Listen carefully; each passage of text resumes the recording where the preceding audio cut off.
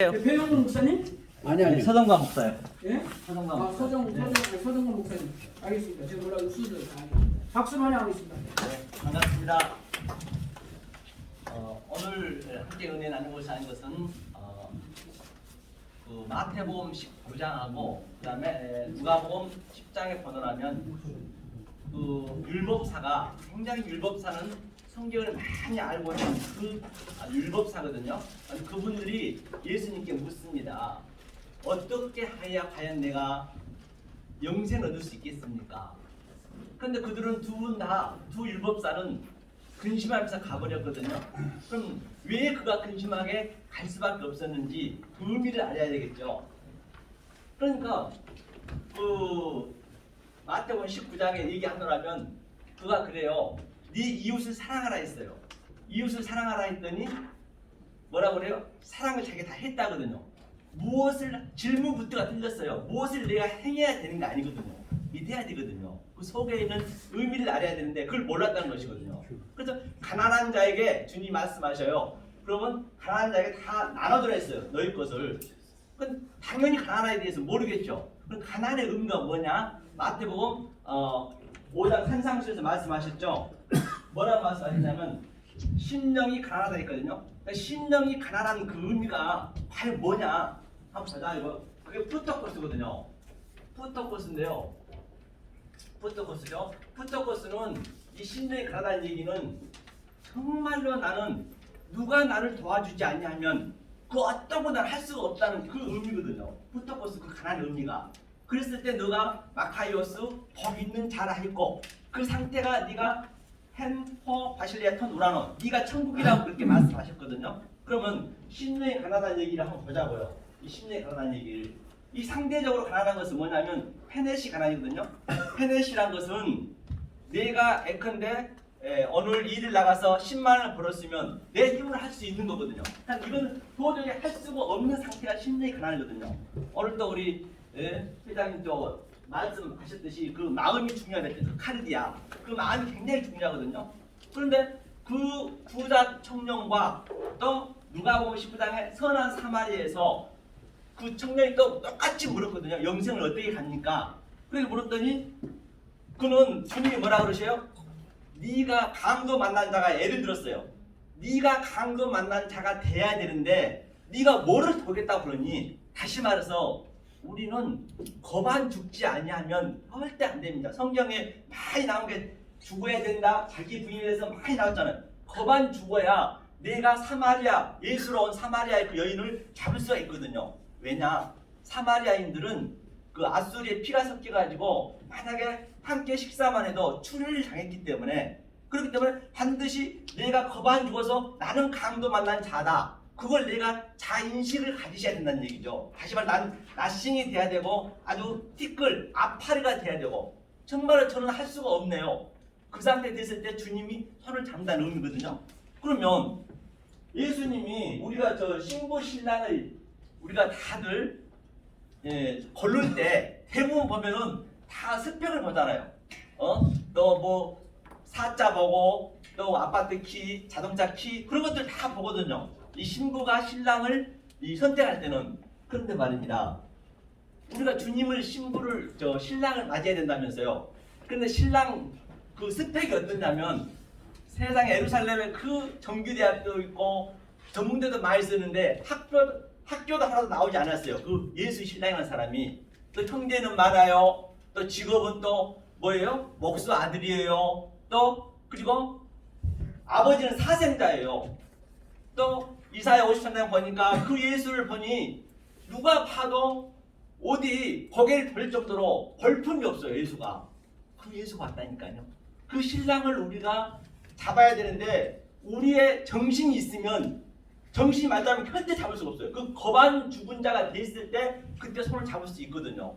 그 신랑을 우리가 어떻게 잡을 수 있겠느냐 말이에요. 그 성경 전체가 자기 부인이다. 내가 나다려야 된다. 그럼 자기 부인의 의미가 그럼 뭐냐? 구체적으로 하나님께서 이 땅에 오는 그 목적이 성경 전체가 그 얘기를 하잖아요. 나는 화평을 주러 온 것이 아니라 검을 주러 왔대요. 이 가족관계로 원수를 만들겠다는 얘기거든요. 그런데 정말로 내 낮아짐을 주님께서는 내가 이 세상에 보여진 것이 그 이사야가 봤듯이 황폐하고 황무하고 가치 없이 느껴지셔야 되거든요. 내가. 근데 그게 쉽지가 않잖아요. 그게요. 그런데 된단 말이에요. 그렇기 때문에 우리는 할 수가 없어요. 내가 한다는 게 성경은 죄거든요. 죄의 의미가 하마르티아가 내가 하겠다. 내 행위가 들어가면 안 된다니까요. 그러니까 하나님이 오셔서 액체를 날리가요. 내 안에 들어서 나를 그렇게 성령의 날성금을 하나하나 끊어내는 거예요. 내 가족관계 그렇다고 해서 가족관계 원수가 되는 것이 아니고 이 가족은 나의 소품으로 내가 알아야 된단 말이에요. 천국에도 없는 가족을 준 것은 너네 잘 먹고 잘 살아 준 것이 아니고 바로 이 하나님의 그 복음의 메커니즘 오늘 두 번째 강사하신 우리 목사님 말씀하셨듯이 그 가족관계 그 전부 복음의 메커니즘이란 말입니다. 다시 말해서 이 온 우주 삼라 만상 그 모든 게 만물 속에 하나님의 신성이 들어있고 그 능력이 들어있기 때문에 그건 우리의 소품이자 우리의 시청과 교제이자 우리의 바로 교보제를 줬는데 거기에 묶이면 안 돼. 세상에 묶이면 안 된다는 것이죠. 그러려면 세상에 안 묶이려면 나는 죄인 중에 괴수가 돼야 되는데 그 죄인 중에 괴수에서 끝나면 안 되고 거기서 올라가셔야 된다는 얘기예요. 그러니까 주님이 오실 때 죄에 대하여 심판에 대하여 의에 대하여 그래야 성경이 맞잖아요. 죄인을 구하러 오셨다면서요. 그럼 내가 죄인 중에 괴수가 되어 있는 상태가 돼야 그래야 주님이 나고 이게 형평성이 맞잖아요. 서로가 성경이 맞잖아요. 성경은 아주 상식적이에요. 알고 나면 상식적이라니까요. 모르면 성경은 알면 알만큼 성경에 묶여 죽습니다. 그 이사야 8장에 보더라면 성경이 하나님이 얼무가 돼버려요. 잘못 성경에 묶여버리면 그 문자에 묶여버리면 그 성경에서 나오라는 얘기가 계시록 18장 2절에서 지금 이 성전을 얘기하고 있는 거예요. 교회한테 나한테 내가 성전이잖아요. 네 속에 귀신이 득실거리고 가증한 새가 너무나 많다. 거기서 나와 come out my people. 내 백성아 거기서 나오라는 것이에요. 나와서 자유하셔야 돼요. 자유가 있어야 되잖아요. 엘르데이야. 자유가 없으면 안 된다는 것이거든요. 그렇다면 내가 반드시 이 역사에서 죽지 않으면 안 돼요. 성경 그 얘기이기 때문에 그렇잖아요. 그랬는데 그렇게 성경이 많이 아는 그 율법사가 가난한다는데 못 도와주고 근심하면서 갔거든요. 근심하면서. 가난의 의미가 산상수훈에 예수님이 입을 열어 가라사야 돼. 4,000년 만에. 그렇잖아요. 그러면 우리 한 가지만 제가 여쭈고 끝내겠습니다. 예컨대 성경은 6,000년밖에 안 됐다고 그래요. 그런데 이 역사가 6,000년밖에 안 됐나요? 과학적으로나 뭐나 전부 몇억 년 공룡도 있었고 또 엊그제 일본 방송에서는 행성에 갔다 왔는데 40억 년이 됐대. 성경이요. 그 40억 년이 됐는데 어떻게 해석하실 거예요? 누가 와서 성경이 6,000년밖에 안 됐는데 어떻게 40억 년 된 이 역사를 성경에 믿으라 그러냐면 여러분 뭐라고 답변하실 거냔 말이에요. 6,000년밖에 안 됐다고 유기면 되나요? 그건 아니잖아요. 그거는 성경 전체적인 그 영적에서 나오는 것이 성경에 남아있는 게 아니라니까요. 그러면 자 성경의 창세기 1장 2절에 자 토후 보후는 이 스트렉스 모든 그 내용이 없다는 거거든요. 없습니다. 그게 화색 어둠이잖아요. 그러면 하나님이 시작할 때부터 역사를 시작할 때 없음이기 때문에 그러면 6,000년 이전은 아예 없음이에요. 없음이니까 그거는 당연한 거죠. 그러니까 믿음이 더 올 거 아니에요. 그러면 자 지금도 똑같이 그거를 그대로 우리가 적용하면 되겠죠. 지금도 이 진리의 속에 있는 내용을 모르면 지금도 없습니다는 얘기예요. 성경은요. 다른 게 없단 말이죠. 성경이. 그렇기 때문에 성경이 알면은 전 성경 진짜 쉬웠지만은 어려우면은 보세요. 자, 성경이 우리가 999를 1000번을 더한다 해보세요. 1000번. 이거 더하겠어요? 못 더합니다. 한 20번 가면은 지쳐서 못해요. 이렇게 알아버리면 성경을 부분적으로 알게 되면 성경에 묶여서 거기서 내가 넘어진다니까요. 그러면 이것을 쉽게 풀려면 어떻게 되겠어요? 내가 구구법을 외우면 되겠네요. 구구법. 그 원리를 알면 성경이 쉽다는 얘기 제 얘기는요. 그러면 구구법을 외워도 0세기만 더하면 99,900,000원이네요. 쉽게 나오잖아요. 성경이. 그렇기 때문에 성경이 쉬운 것이고 반드시 우리는 이 성경 속에 나오셔서 성경을 당연히 성경은 성경 속에 나오셔서 그 내용으로 아셔야 되고 그리고 조금 전에 푸떡푸떡 가난도 심리에 가난한 것도 제가 말씀드렸듯이 그 내용을 우리가 알고 거기서 나오셔서 이 보이는 모든 게 우연히 하나도 없다니까요. 다 성경 속에 남아있단 말입니다. 성경 하나님의 뜻이 다 들어있다는 얘기예요. 그러니까 그 로마서 8장 19절에서도 그 바울 선생이 뭐라고 그래요?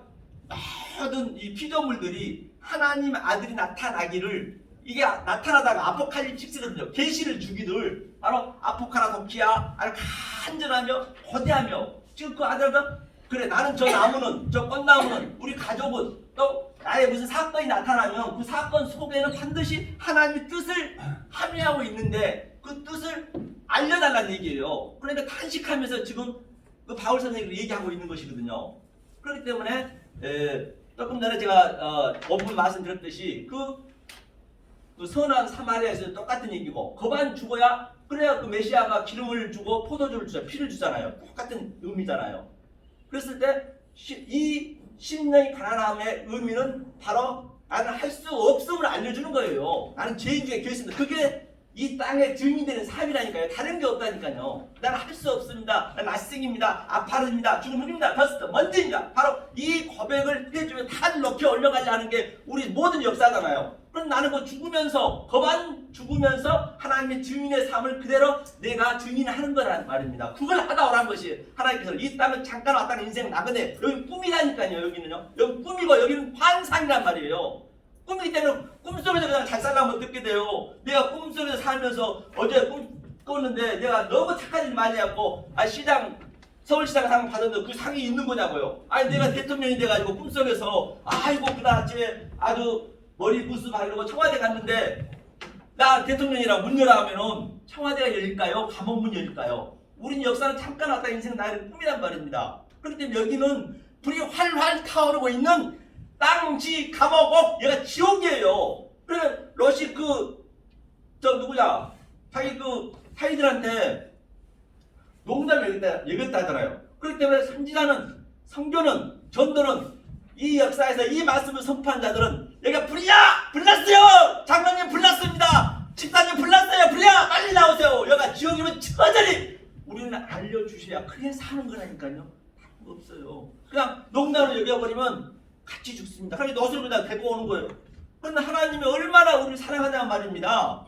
그 창세기 19장 29절에 번호라면 아브라함을 사랑하사 소돔과 고모를 완전히 멸망시켰거든요.